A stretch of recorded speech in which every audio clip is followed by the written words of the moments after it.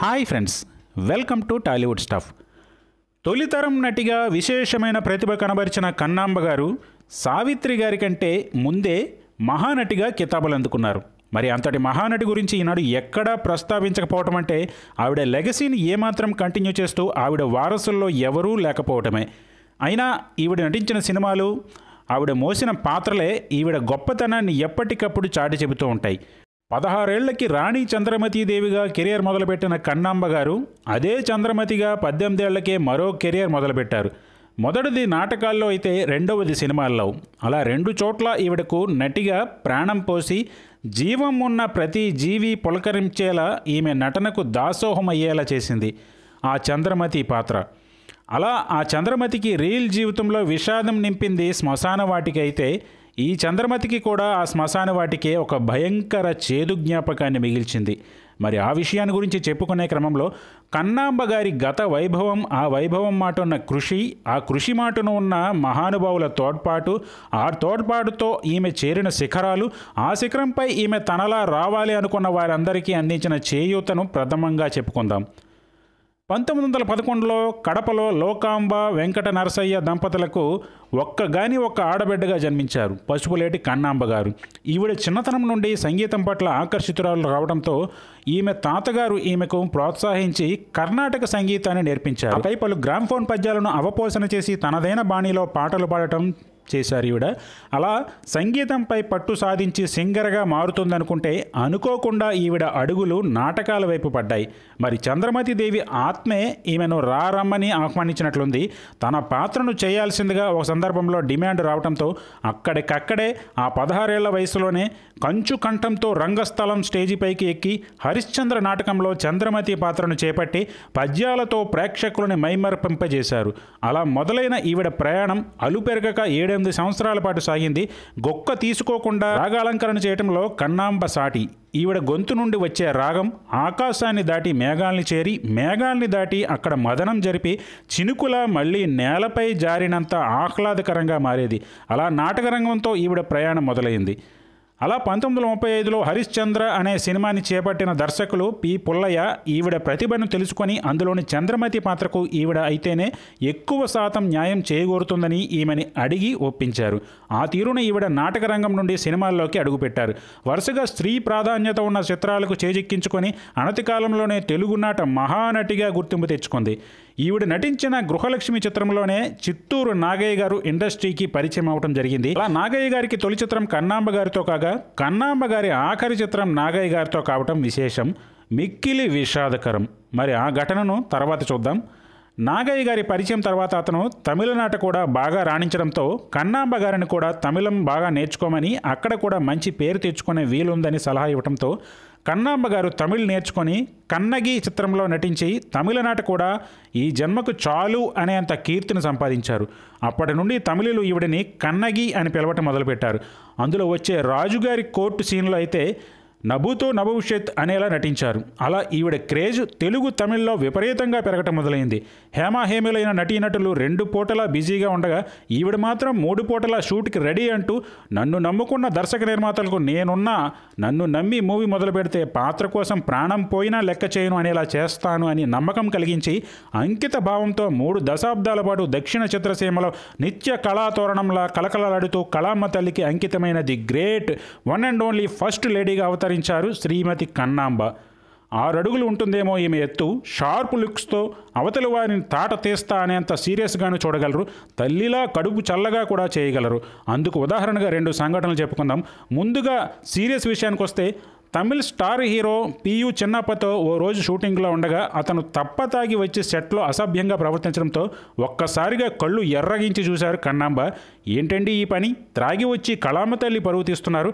మనం కళాకారులం, కళారంగం పట్ల భక్తి శ్రద్ధలు చూపించాలే గాని ఇలా అవహేళన చేయతగునా అంటూ, దాంతో ఆమె వాడి వేడి ధాటికి ఆ హీరో తేరుకొని క్షమాపణలు చెప్పి మరోసారి ఇలా జరగకుండా చూసుకుంటానని అతను మాట ఇచ్చి ఆ ప్రకారంగా నడుచుకున్నారు.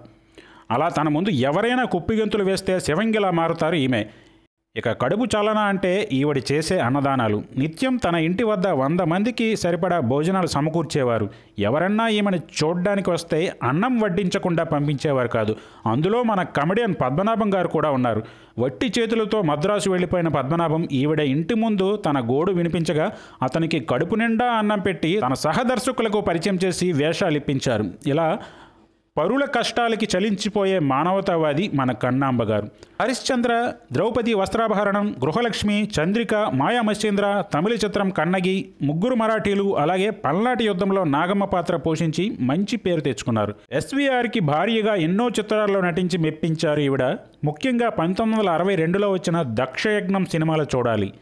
ఎన్టీఆర్ శివుడిగా, ఎస్వీఆర్ దక్షుడుగా, కన్నాంబ దక్షుడు భార్యగా నటించారు.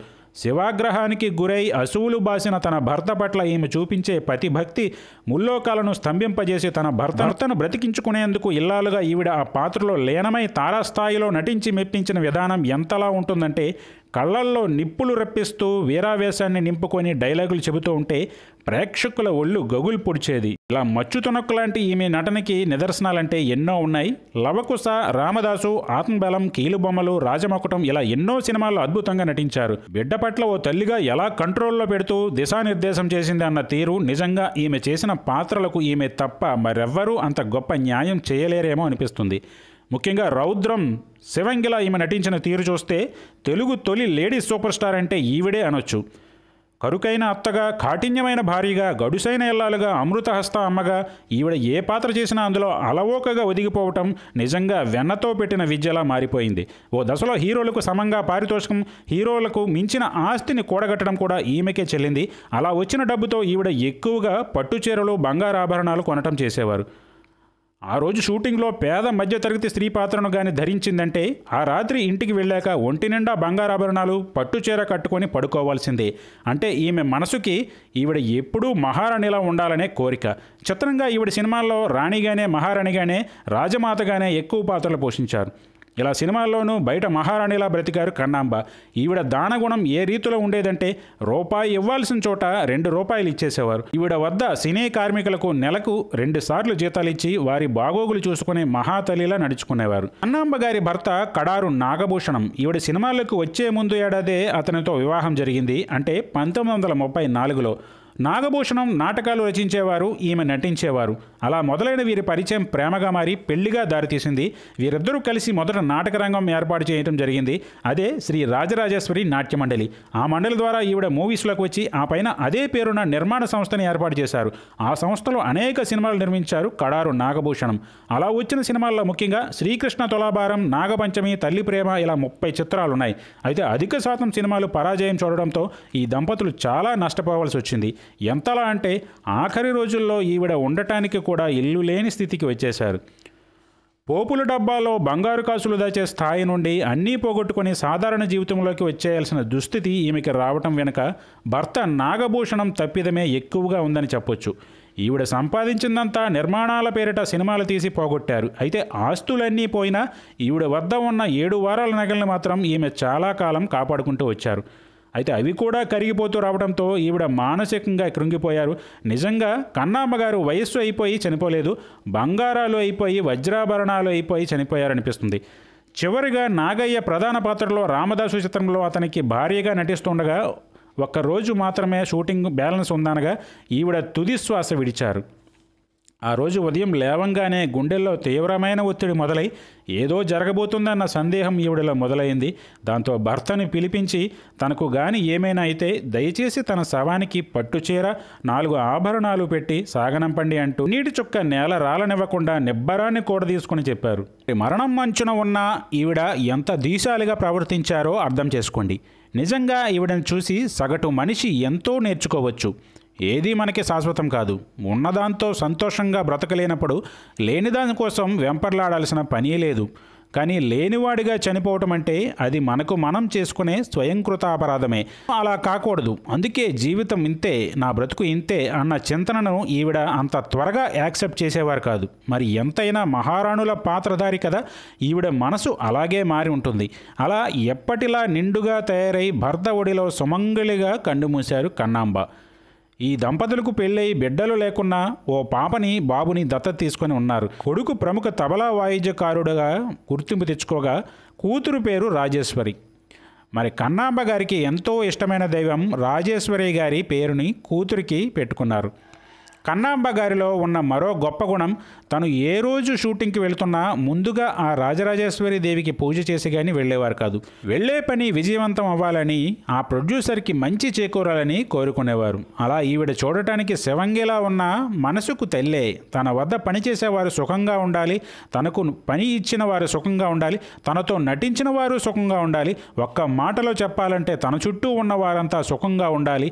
ఆ కోవలోనే ఈవిడ కొత్త నటీనటులైన సావిత్రి, అంజలీదేవితో సహా అనేక మందికి సూచనలు సలహాలు ఇస్తూ మెలకువలు నేర్పించేవారు. ఇలా అంత మంచి మనసు ఉన్న కన్నాంబ గారు అకాలంగా కేవలం 53 ఏళ్లకే కాలం చేయటం బాధాకరమైతే, ఈవిడ మరణించిన తర్వాత జరిగిన సంఘటన మరింత బాధాకరం.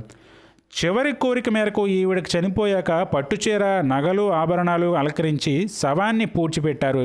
అయితే అది తెలుసుకున్న కొందరు దుండగులు ఆ రాత్రి శ్మశానానికి వెళ్ళి శవాన్ని తవ్వి తీసి ఆ పట్టుచీర, ఆభరణాలు చేజిక్కించుకొని తిరిగి పోడ్చకుండా పక్కనే పడేసి వెళ్ళిపోయారట. మరుసటి రోజున ఈవిడ అభిమానులు వచ్చి కన్నీటి పర్వమై మళ్ళీ ఆవిడను గౌరవప్రదంగా పూడ్చి వెళ్ళటం జరిగింది. ఇచ్చోటనే అంటూ కటిక దరిద్రంతో రాణి చంద్రమతి శ్మశానాన్ని చేరిందే కానీ ఒంటి నిండా నగలతో కాదుగా. అందుకే ఈవిడ ఐశ్వర్యాన్ని తొలగించి పరిపూర్ణ మహారాణిగా చేసి చివరికి ఆ విధి తనలో ఇలా ఐక్యం చేసుకుంది కాబోలు. మరి ఇదండి ఇవాళ వీడియో. ఈ వీడియో మీకు నచ్చితే లైక్ చేయండి, షేర్ చేయండి, కమెంట్ చేయండి. అలాగే ఛానల్ సబ్స్క్రైబ్ చేసుకోండి. మరో ఇంట్రెస్టింగ్ వీడియోతో మళ్ళీ కలుద్దాం.